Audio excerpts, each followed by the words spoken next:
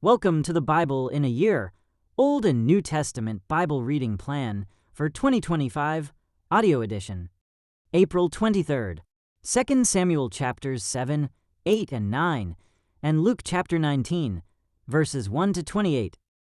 2 Samuel chapter 7. The Lord's covenant promise to David.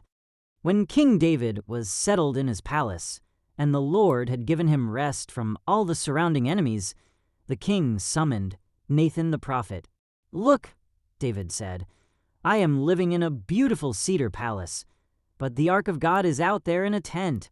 Nathan replied to the king, "Go ahead and do whatever you have in mind, for the Lord is with you." But that same night, the Lord said to Nathan, "Go and tell my servant David, this is what the Lord has declared. Are you the one to build a house for me to live in? I have never lived in a house from the day I brought the Israelites out of Egypt until this very day. I have always moved from one place to another with a tent and a tabernacle as my dwelling. Yet no matter where I have gone with the Israelites, I have never once complained to Israel's tribal leaders, the shepherds of my people Israel. I have never asked them, 'Why haven't you built me a beautiful cedar house?' Now go and say to my servant David, this is what the Lord of heaven's armies has declared. I took you from tending sheep in the pasture and selected you to be the leader of my people Israel.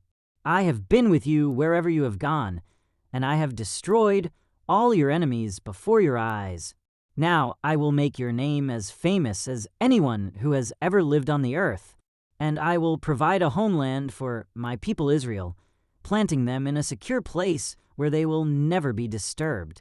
Evil nations won't oppress them as they've done in the past, starting from the time I appointed judges to rule my people Israel, and I will give you rest from all your enemies. Furthermore, the Lord declares that he will make a house for you, a dynasty of kings. For when you die and are buried with your ancestors, I will raise up one of your descendants, your own offspring, and I will make his kingdom strong.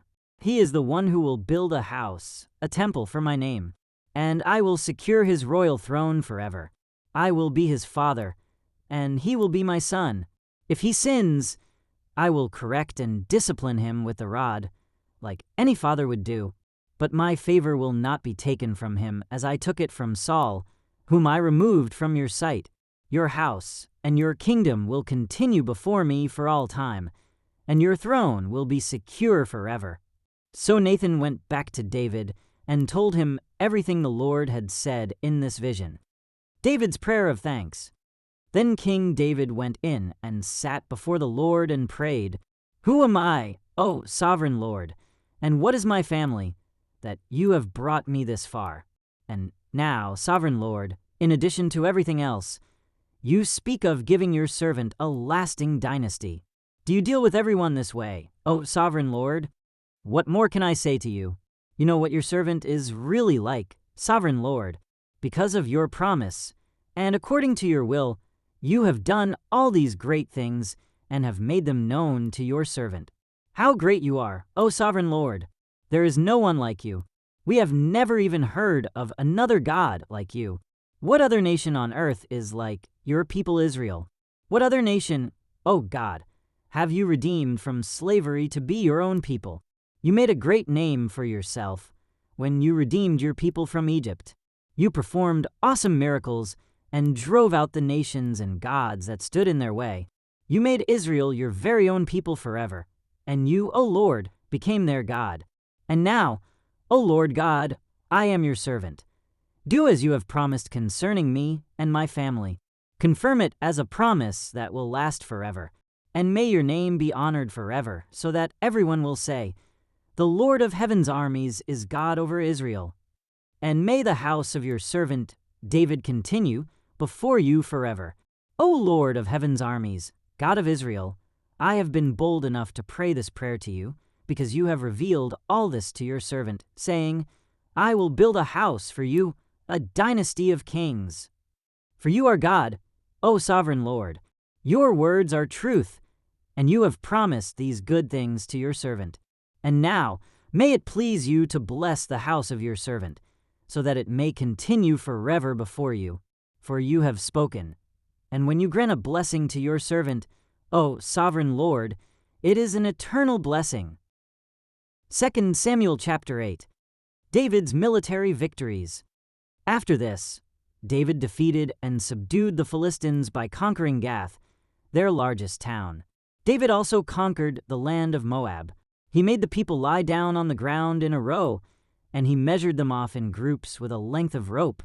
He measured off 2 groups to be executed for every one group to be spared. The Moabites who were spared became David's subjects and paid him tribute money.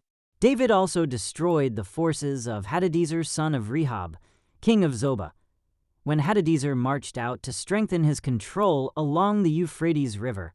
David captured 1,000 chariots, 7,000 charioteers, and 20,000 foot soldiers. He crippled all the chariot horses except enough for 100 chariots. When Arameans from Damascus arrived to help King Hadadezer, David killed 22,000 of them. Then he placed several army garrisons in Damascus, the Aramean capital, and the Arameans became David's subjects and paid him tribute money. So the Lord made David victorious wherever he went. David brought the gold shields of Hadadezer's officers to Jerusalem, along with a large amount of bronze from Hadadezer's towns of Tebah and Berothai. When King Toi of Hamath heard that David had destroyed the entire army of Hadadezer, he sent his son Joram to congratulate King David for his successful campaign. Hadadezer and Toi had been enemies and were often at war. Joram presented David with many gifts of silver, gold, and bronze. King David dedicated all these gifts to the Lord, as he did with the silver and gold from the other nations he had defeated, from Edom, Moab, Ammon, Philistia, and Amalek, and from Hadadezer son of Rehob, king of Zobah. So David became even more famous when he returned from destroying 18,000 Edomites in the Valley of Salt. He placed army garrisons throughout Edom, and all the Edomites became David's subjects. In fact, the Lord made David victorious wherever he went. So David reigned over all Israel, and did what was just and right for all his people. Joab son of Zeruiah was commander of the army. Jehoshaphat son of Ahilud was the royal historian. Zadok son of Ahitub and Ahimelech son of Abiathar were the priests. Sariah was the court secretary. Benaiah son of Jehoiada was captain of the king's bodyguard, and David's sons served as priestly leaders. 2 Samuel 9. David's kindness to Mephibosheth. One day David asked, "Is anyone in Saul's family still alive? Anyone to whom I can show kindness for Jonathan's sake?" He summoned a man named Ziba, who had been one of Saul's servants. "Are you Ziba?" the king asked. "Yes, sir, I am," Ziba replied. The king then asked him, "Is anyone still alive from Saul's family? If so, I want to show God's kindness to them." Ziba replied, "Yes, one of Jonathan's sons is still alive. He is crippled in both feet." "Where is he?" the king asked.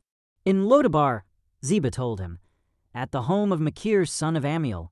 So David sent for him and brought him from Machir's home. His name was Mephibosheth. He was Jonathan's son and Saul's grandson. When he came to David, he bowed low to the ground in deep respect. David said, "Greetings, Mephibosheth." Mephibosheth replied, "I am your servant. Don't be afraid." David said, "I intend to show kindness to you because of my promise to your father, Jonathan. I will give you all the property that once belonged to your grandfather Saul, and you will eat here with me at the king's table." Mephibosheth bowed respectfully and exclaimed, "Who is your servant, that you should show such kindness to a dead dog like me?" Then the king summoned Saul's servant Ziba and said, "I have given your master's grandson everything that belonged to Saul and his family. You and your sons and servants are to farm the land for him to produce food for your master's household. But Mephibosheth, your master's grandson, will eat here at my table." Ziba had 15 sons and 20 servants. Ziba replied, "Yes, my lord the king, I am your servant, and I will do all that you have commanded."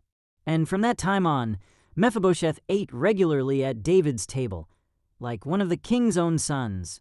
Mephibosheth had a young son named Micah. From then on, all the members of Ziba's household were Mephibosheth's servants. And Mephibosheth, who was crippled in both feet, lived in Jerusalem and ate regularly at the king's table. Luke chapter 19, verses 1 to 28. Jesus and Zacchaeus. Jesus entered Jericho and made his way through the town. There was a man there named Zacchaeus.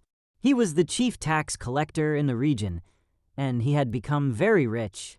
He tried to get a look at Jesus, but he was too short to see over the crowd.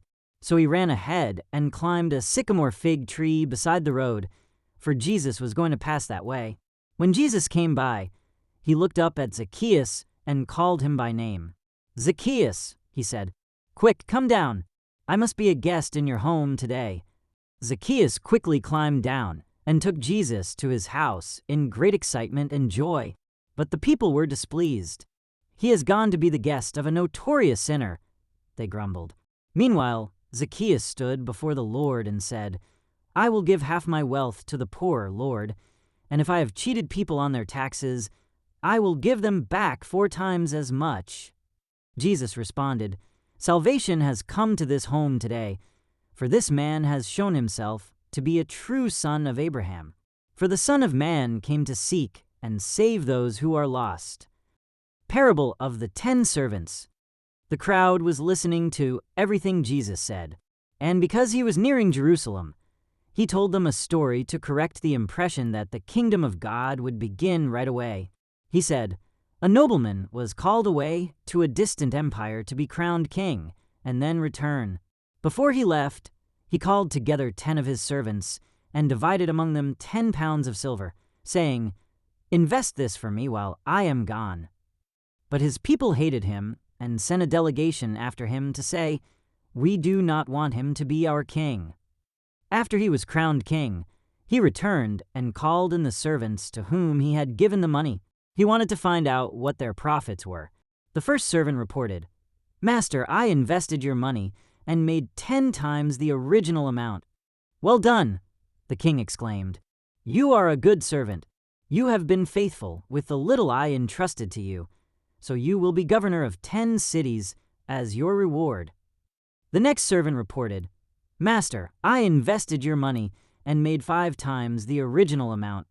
'Well done,' the king said. 'You will be governor over 5 cities.'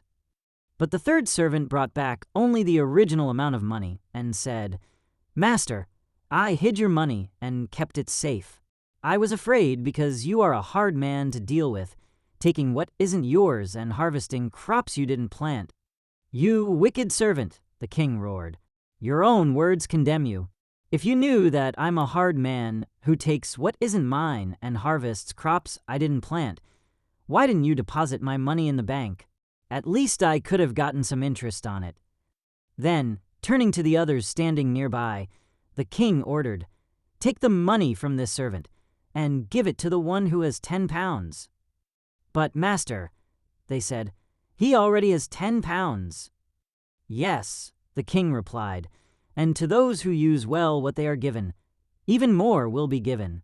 But from those who do nothing, even what little they have will be taken away. And as for these enemies of mine who didn't want me to be their king, bring them in and execute them right here in front of me.'" Jesus' triumphant entry.